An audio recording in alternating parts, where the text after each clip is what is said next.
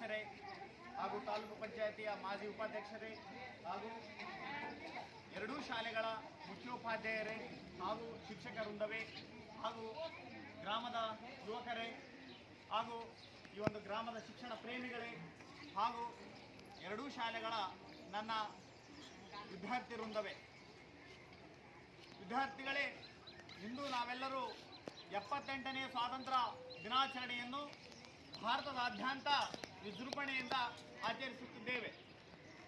ಇಂದಿನ ಆಚರಣೆಯ ಮಹತ್ವ, ಉದ್ದೇಶ, ವಿಶೇಷತೆಯನ್ನು ತಿಳಿದುಕೊಳ್ಳುವುದು ಸ್ವಲ್ಪ ಅವಶ್ಯಕ. ಯಾಕೆಂದರೆ ಇಂದಿನ ಮಕ್ಕಳೇ ಇಂದಿನ ಪ್ರಜೆಗಳಾಗಿ ನಿರ್ಮಾಣವಾಗುವ ದಿನಗಳಲ್ಲಿ ನಿಮಗೆ ಇದರ ಔಚಿತ್ಯಪೂರ್ಣ ಮಾಹಿತಿ ಬೇಕಾಗುತ್ತದೆ.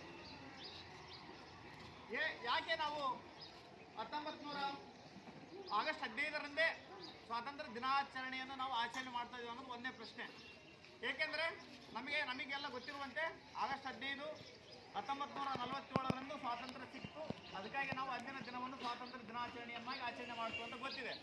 ಸೊ ಅವತ್ತೇ ಯಾಕೆ ಅಂತಂದರೆ, 1945ರಲ್ಲಿ ಬ್ರಿಟನ್ನಲ್ಲಿ ಚುನಾವಣೆಗಳು ನಡೀತವೆ. ಅದರಲ್ಲಿ